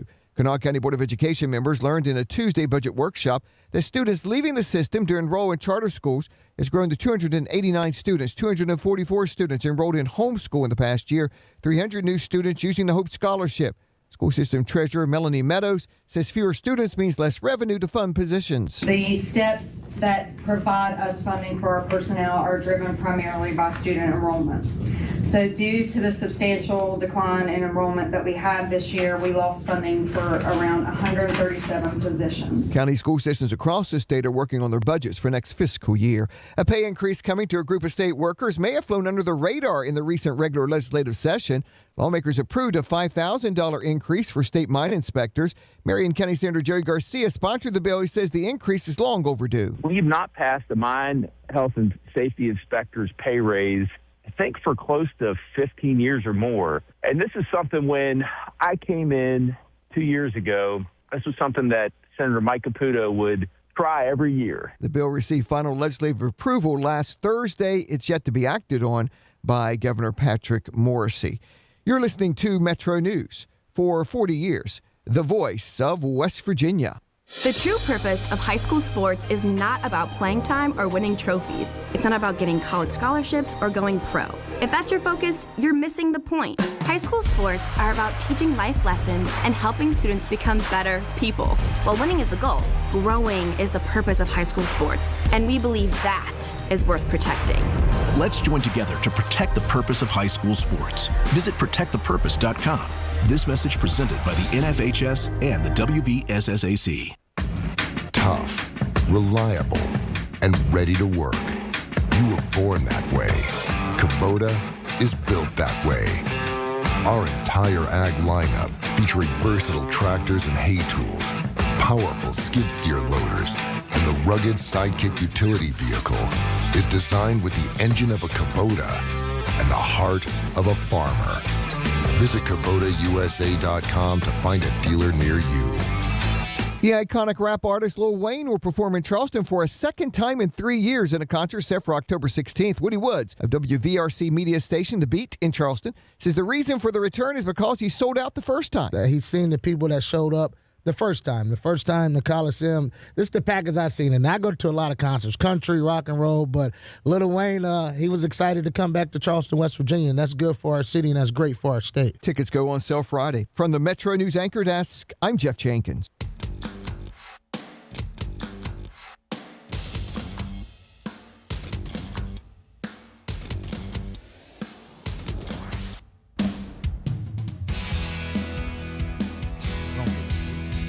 We'll get to some text here, 304-TALK 304. When you choose CityNet, you are choosing a 100% West Virginia-owned internet provider with local support, no call centers, no runaround, just fast, dependable fiber internet, backed by people who live and work right here. Plus, new residential customers can get 50% off any internet plan for a year. Visit citynet.net today.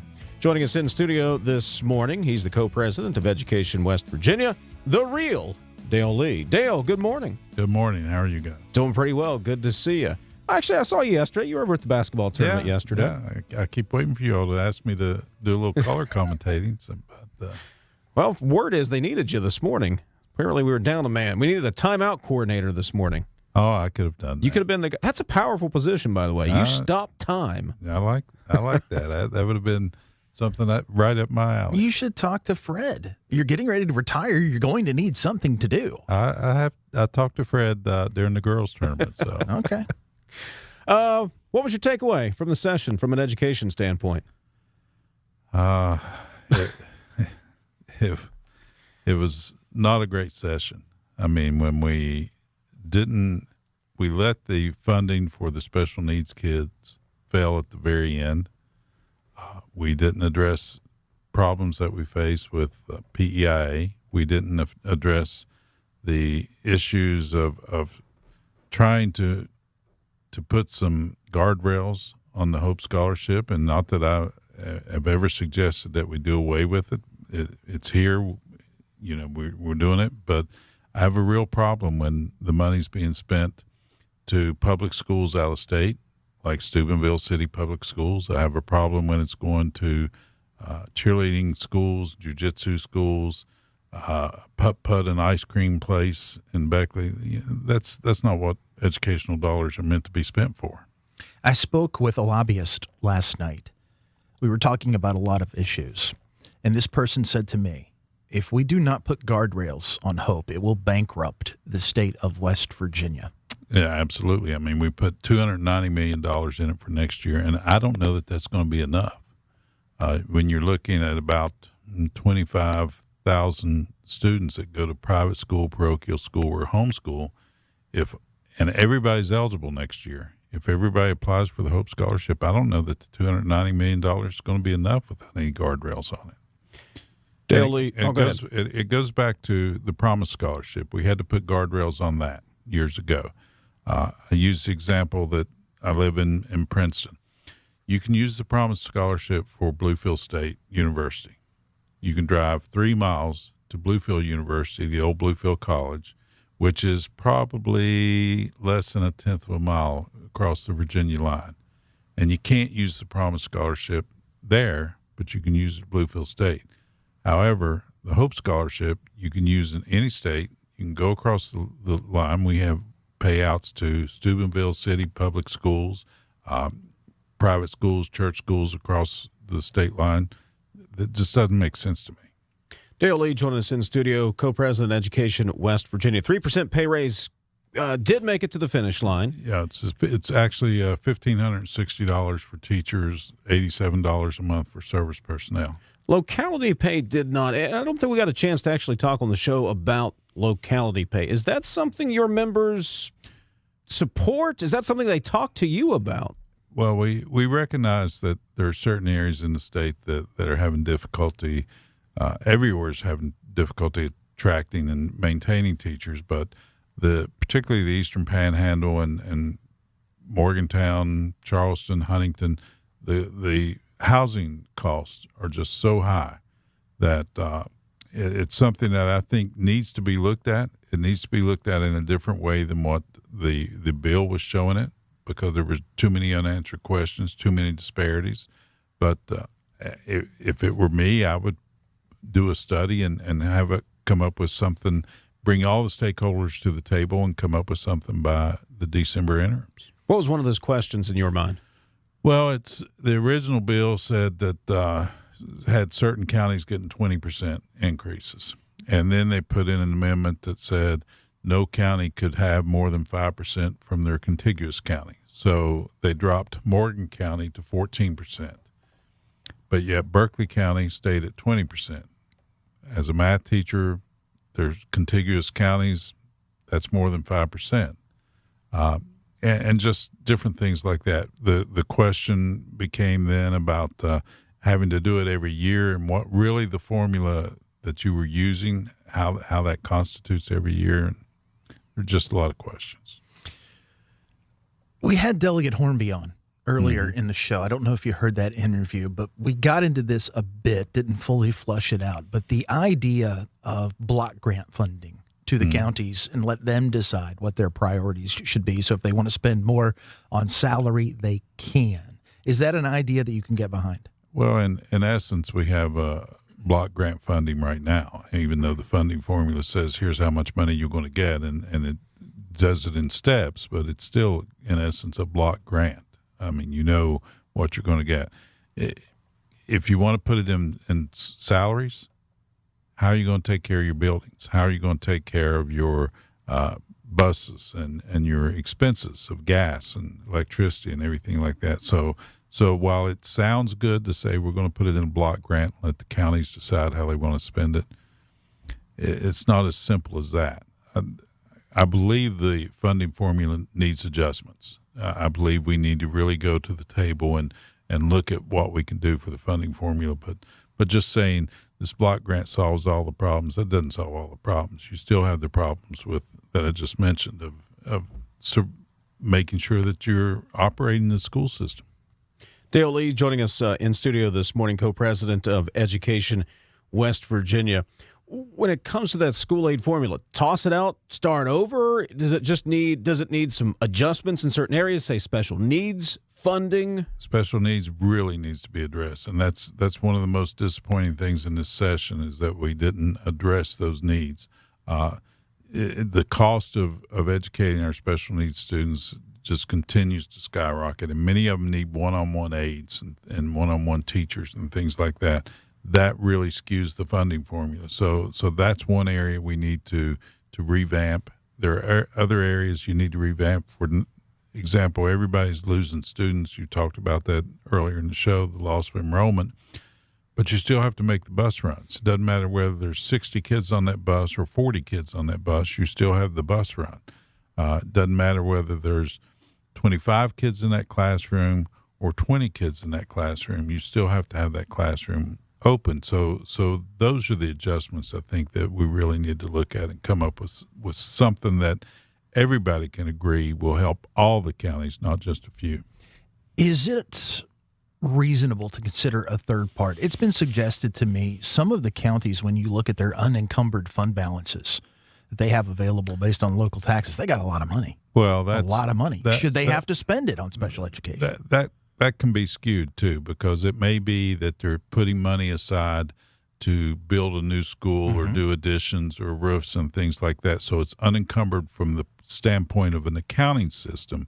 But knowing that you have to have matching funds for SBA and those types of things, you're trying to put some back to be able to go in 2 years to SBA and say, we need this new building, we need this new addition, and here's how much we have put back to do that. So it's not as simple as saying, well, they have all this unencumbered money.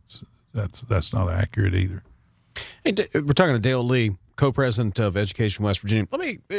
This wasn't something that came up during the session, but it came up during a conversation I had during the session with regards to teachers, the RIF process, and the lack of STEM educators. Those are hard to find. Science, math, the physics, chemistry, those types of teachers.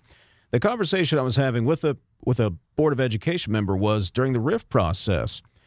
He feels like they're in this unbreakable cycle of you got to RIF teachers because you got to meet the number, right? Got to meet your number, but they're losing the teachers that are the hardest to find because they're only in the system for a couple of years. He said, and then he says, then we lose students because we don't have a physics program. We lose them to, I won't name any school systems across the river, Steubenville City Schools. We lose these teachers because we don't have these programs, because we don't have these teachers. They go to Steubenville. How do we break that cycle? Well, and the RIF process is, people think it's just seniority. So the least senior teachers are the ones being RIF'd. It's not. It's based on certification, seniority, and what you need. So if you don't need to cut a physics teacher, if your numbers say you don't need to cut a physics teacher, you could have a first-year physics teacher and cut let's say a 10-year social studies teacher. It depends on what the needs are at the school. So it's not exactly saying we're losing these science and STEM teachers. Math teachers are the same thing. You're probably not going to cut the math programs in areas unless the student decline is so much that instead of having 4 math teachers, you only need 3, something like that. And that's rare that happens. So that's not accurate to say we're losing these young teachers because we have to protect the older teachers. It's based on certification. It's based on seniority. It's actually in the statute. It says it's based on the evaluations and things like that too. So there's a lot more to the RIF process than just the least senior person. It feels like, and you can tell me if I'm right or wrong, it feels like there is a lack of leadership on these issues. If someone said, TJ, point to who is going to own this and move this issue forward, whether it's special education funding, the school aid formula, how to have hope, because hope's not going away. No. I mean, you know that. It's not going away. And you don't want it to. I get that. I'm not advocating that it go away. But who's leading, Dale? Because I can't put my finger on someone to say, this person is leading the charge, rallying the troops together, bringing everybody together. I think Paul Hardesty has tried. He says he has a table. I don't think anybody showed up to it. Who's leading? Because if you don't have a leader, nothing's going to happen. Well, I like to think that we're being a voice. Education West Virginia is being a voice to say these. We go everywhere we can. Every interview we do, we but you talk don't get about a vote. The needs. But you're right. I don't get a vote. And that's why we really have to look at this 2026 election. And what we saw this session was I'm going to get in trouble here, but what we saw is that the people that were receiving the Hope Scholarship, the homeschool people, and God bless them if they do it right. I have no problem with them choosing to homeschool their children. But they were there in force when those bills came up, when they wanted to put guardrails on it in House Finance. They were there in force. The governor went up and the First Lady went up and for that issue. Those are the types of things we have to have a champion for public education to come forward and say, we need to do this too. And it has to be someone in leadership. Should it be the governor? In my opinion, yes. And I will give him credit. He had some public education bills, but it seemed to me that his priority was more on the Hope Scholarship. That's what he wanted to do, is make sure that was fully funded. And I think he even said in a press conference, maybe Monday or something, that we really have this guarantee for our people, for the people. He is Dale. And that's paraphrasing. That's not his exact words. He is Dale Lee. He is co-president of Education at West Virginia. The real Dale Lee. Appreciate you stopping by, buddy. I appreciate you guys having me on. Are you a boat guy, by the way? Do you like boats? Get out on the water? Pontoon boats? No. You know what? I bet if you went. I'm a redhead with this fair skin. Do you think I go out in the sun much?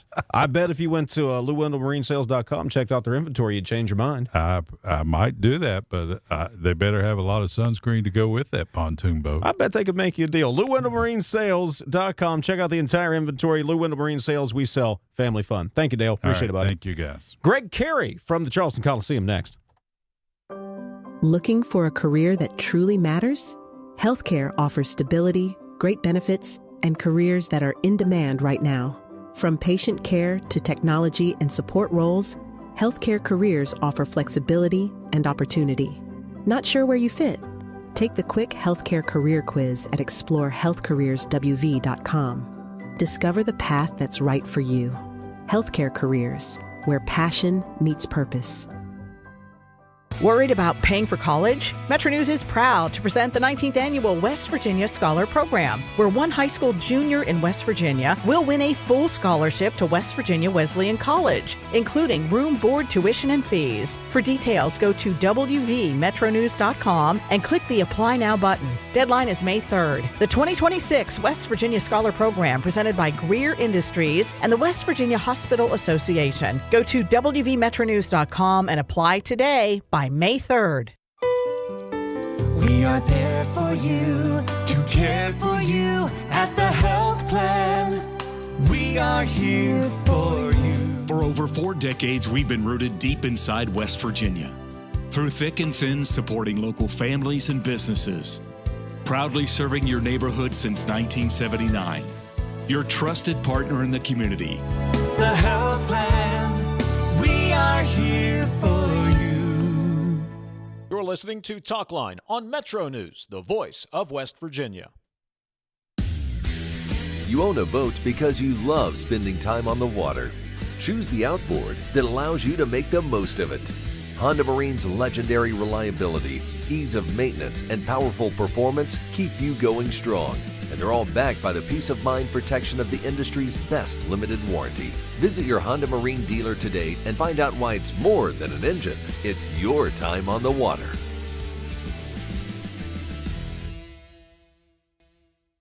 Leading the efforts to build a stronger West Virginia, the High Technology Foundation has a proven plan to strengthen and diversify our state's economy. The I-79 Technology Park's high-capacity infrastructure continues to attract advanced federal operations that are driving economic growth. This keeps our young, educated residents in the state and brings West Virginians home. The High Technology Foundation, building a stronger West Virginia. Learn more today at WVHTF.org.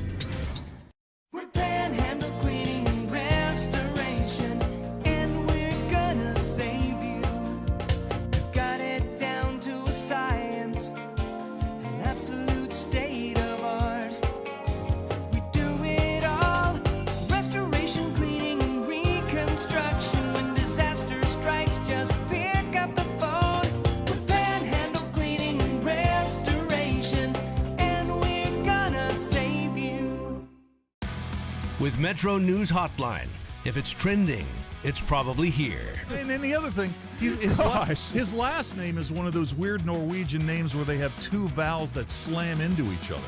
It's like the A and the E are like cemented into each other. You're like the 12th Dave that works here. What do you think people from Norwegian think about that? That is fair. Join Dave Weekly and Coop weekdays for Hotline on MetroNews Television. Longer days, warmer drives, and better deals at Kanawha GMC. Hit the road in one of our new luxury GMC Acadias. Take your pick from our massive selection. Now up to $5,500 off select new Acadias and 3.9% for 60 months. The great deals continue with our large selection of quality pre-owned vehicles. All this and more at Kanawha GMC in Bridgeport. Shop the world. Download MetroNews Television on your iPhone or Android. Search MetroNews Television in your app store. Create an account today to get alerts and watch all live and archived content. Download now. Touchdown! We're Panhandle Cleaning and Restoration, and we're gonna save you. We've got it down to a science, an absolute state of art. We do it all, restoration, cleaning, and reconstruction. When disaster strikes, just pick up the phone. We're Panhandle Cleaning and Restoration. It all comes down to this in Charleston. The 2026 West Virginia Boys High School Basketball State Championships presented by Chick-fil-A. Saturday, March 21st. Every possession, every roar of the crowd, every championship moment. Live on MetroNews Television, powered by GoMart. Watch on mobile, Roku, Apple TV, Fire TV, LG TV, and select Samsung Smart TVs. Details at WVMetroNewsTV.com to get in the action. The 7 and 8 seeds being Shady Spring and Robert C. Byrd, and obviously both teams being about 10-plus games over 500 gives you an indication of the depth. And he went on to talk about even some of the teams that didn't get here. You know, how about the fact that your Capital, your Greenbrier East, your Fairmont Senior, and your Nitro, 4 teams that, you know, are plenty good enough to be here. A couple of those we've basically become accustomed to seeing end their season on this stage, and yet all 4 of those teams were unable to qualify for the AAA state tournament because of the quality of depth, you know, throughout that classification, and really the field, you know, the 18 field participating in this week's state tournament. Talking to Greg Carey, MetroNews Sports. What stood out to you on day one? Yeah, I really thought that even in a losing effort in the night session, you know, Webster County was pretty game as an 8 seed against the top seed, Greater Berkeley Christian. I thought Highlanders coach Brett Morris, you know, did a great job of giving his team the best chance to win that game, minimize some possessions. He talked afterwards about how he kind of made it a goal, if they couldn't get in transition, to have, you know, their half-court sets consist of at least 15 passes, which was essentially a far different style than what they had played in the regular season, where they lost 2 games by a combined 44 points. Although Webster County still comes up short, it was a very game performance. And then late last night, I was very impressed with East Hardy, and I think that they have an opportunity to give that top seed Greater Berkeley Christian basically all they can handle, if not more, in the semifinal round tomorrow. We know that the Cougars present a lot of matchup problems because they've got a 6'8" junior in Gideon Good, and really there's not anybody in Class A that, you know, is a complete fair matchup for him from a size perspective, one-on-one. So, you know, East Hardy is going to be making its 3rd consecutive appearance in a state semifinal. Now it's time to see tomorrow evening if the Cougars are able to break through and, you know, get to the state title game for the first time. And, Greg, just about 20 seconds. Eli Sankum with Wheeling Central last night, triple-double in their blowout win. Yeah, and really, I guess the only reason I didn't say him as a standout is almost, you know, in a shame in the way we've taken it for granted. But 16 assists and continues to be an outstanding player. I'm always impressed with the way that he plays and dribbles with both hands, and the fact that he is a team-first guy who often looks for his teammates to get involved before he seeks his own shot. I think those are both things that not only bode well for Central, but they bode well for Eli Sankum when he goes on to the next level. Greg Carey, MetroNews Sports. He's got all the recaps from all of the games over at the website, WVMetroNews.com. Joe Mercado has video highlights as well as previews and recaps as well. Greg, I'll see you at the Coliseum in a little bit, buddy. All right, thanks a lot, Dave. Have a good one. Back to wrap it up in a moment. This is Talkline from the Encova Insurance Studios. Coal-based generation remains the backbone of West Virginia's energy portfolio, ensuring reliability, security, and affordable electricity throughout the region. Our coal plants are engineered for performance, designed to run most efficiently at or near a 70% capacity factor. This level of operation is not arbitrary. It's based on sound engineering principles, scientific analysis, and has been formally adopted by the West Virginia Legislature as a reasonable target for optimal performance. When our coal fleet operates near that benchmark, it provides stable power to the grid, maintains cost efficiency, and supports thousands of good-paying jobs across our state. Coal generation also drives local tax revenue that sustains schools, infrastructure, and community services. Working in partnership with state leaders and the Trump administration, we're ensuring that our coal fleet remains modern, efficient, and ready to power West Virginia and beyond for decades to come. This message brought to you by the West Virginia Coal Association and Friends of Coal. Tens of thousands of hardworking West Virginians earn their living in our state's growing natural gas industry, including thousands for Antero Resources, West Virginia's top natural gas producer. Antero's investments are boosting our local workforce and small businesses. We're proud to give back and invest locally to support West Virginia workers producing West Virginia energy. But the Mountain State's best days are ahead, and Antero Resources is just getting started. Visit AnteroResources.com to learn more. You're listening to Talkline on MetroNews, the voice of West Virginia. Longer days, warmer drives, and better deals at Kanawha GMC. Hit the road in one of our new luxury GMC Acadias. Take your pick from our massive selection. Now up to $5,500 off select new Acadias and 3.9% for 60 months. The great deals continue with our large selection of quality pre-owned vehicles. All this and more at Kanawha GMC in Bridgeport. Shop the world. Download MetroNews Television on your iPhone or Android. Search MetroNews Television in your app store. Create an account today to get alerts and watch all live and archived content. Download now. Touchdown! We're Panhandle Cleaning and Restoration, and we're gonna save you. We've got it down to a science, an absolute state of art. We do it all, restoration, cleaning, and reconstruction. When disaster strikes, just pick up the phone. We're Panhandle Cleaning and Restoration. It all comes down to this in Charleston. The 2026 West Virginia Boys High School Basketball State Championships presented by Chick-fil-A. Saturday, March 21st. Every possession, every roar of the crowd, every championship moment. Live on MetroNews Television, powered by GoMart. Watch on mobile, Roku, Apple TV, Fire TV, LG TV, and select Samsung Smart TVs. Details at WVMetroNewsTV.com to get in the action. You own a boat because you love spending time on the water. Choose the outboard that allows you to make the most of it. Honda Marine's legendary reliability, ease of maintenance, and powerful performance keep you going strong.